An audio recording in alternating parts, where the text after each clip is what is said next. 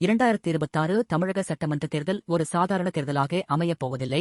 மாறாக, இது பல தசாப்தங்களாக தமிழகத்தை ஆண்ட திராவிட அரசியலின் அடித்தளத்தையே மாற்றியமைக்கும் ஒரு மும்முனை போராக இருக்கப் போகிறது. நடிகர் விஜயின் தமிழக வெற்றிக் கழகம் களமிறங்கியிருப்பது டெல்லி மேலிடமான பாரதிய ஜனதா கட்சிக்கு ஒரு எதிர்பாராத அரசியல் வாய்ப்பை வழங்கியுள்ளது. அமித்ஷா போன்ற தேர்தல் வியூக கர்த்தாக்கள் விஜயின் வருகையை தங்களுக்கு சாதகமான ஒரு சதுரங்க நகர்வாகவே பார்க்கிறார்கள்.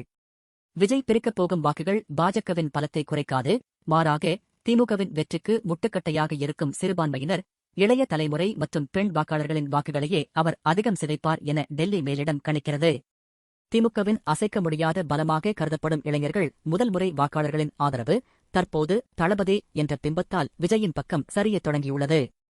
இது திமுகவிற்கு பெரும் பின்னடைவை ஏற்படுத்தும் அதேவேளையில் தேசிய ஜனநாயக கூட்டணிக்கு ஒரு புதிய நம்பிக்கையை அளித்துள்ளது. திராவிட பாரம்பரியத்திற்கு மாற்றாக ஒரு புதிய ஆளுமையை தேடும் மக்களின் வாக்குகள் விஜய்க்கு மாறும்போது அது மறைமுகமாக பாஜக தலைமையிலான கூட்டணியின் வெற்றி வாய்ப்பை உறுதி செய்யும். அமித்ஷாவின் இந்த மெகாபிளான் வெற்றியடைய ஒரே ஒரு முக்கிய நிபந்தனை மட்டுமே உள்ளது: விஜய் எக்காரணத்தைக் கொண்டும் காங்கிரசுடன் கைகோர்க்கக்கூடாது.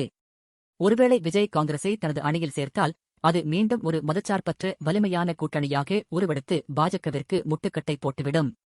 எனவே விஜய் தனித்து போட்டியிடுவதே பாஜகவின் நீண்டகால திட்டத்திற்கு உகந்தது. சிறுபான்மையினர் வாக்குகளை பொறுத்தவரை திமுகவின் ஏகபோக உரிமையை விஜய் கேள்விக்குறியாக்குகிறார். அவரது மதச்சார்பற்ற நிலைப்பாடு தலித் மற்றும் இதர விளிம்புநிலை மக்களின் வாக்குகளை திமுகவிடமிருந்து பிரிக்கும். இது ஆளுங்கட்சியின் வாக்கு வங்கி கோட்டையில் மிகப்பெரிய ஓட்டையை உருவாக்கும் என்பதில் சந்தேகமில்லை.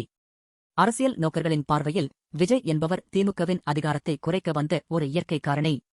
2026 தேர்தலில் அதிமுகவும் தனது இருப்பை தக்கவைக்க போராடும் நிலையில் விஜய் ஒரு மூன்றாவது துருவமாக உருவெடுப்பது தேசிய ஜனநாயக கூட்டணிக்கு தமிழகத்தில் வேறொன்ற பொன்னான வாய்ப்பாகும். திராவிட கட்சிகளுக்கு இடையிலான இந்த சித்தாந்த போரை தங்களுக்கு சாதகமாக பயன்படுத்தி தமிழகத்தில் ஒரு அதிகார மாற்றத்தை ஏற்படுத்த அமித்ஷா திட்டமிடுகிறார். ஸ்டாலின் மற்றும் உதயநிதியின் சவால்களை தகர்க்கும் ஒரு மறைமுக கருவியாக விஜயின் அரசியல் பயணம் அமையக்கூடும். மொத்தத்தில் 2026 தேர்தல் முடிவுகள் அமித்ஷாவின் இந்த கணக்குகளை நிஜமாக்குமா அல்லது விஜய் ஒரு தனித்த பெரும் சக்தியாக உருவெடுத்து அனைவரையும் வியப்பில் ஆழ்த்துவாரா என்பதுதான் தற்போதைய கேள்வி. திரைமறைவு அரசியல் நகர்வுகளும் தொகுதி பங்கீடு பேச்சுவார்த்தைகளும் தேர்தல் நெருங்கும்போது இன்னும் அனல் பறக்கும்.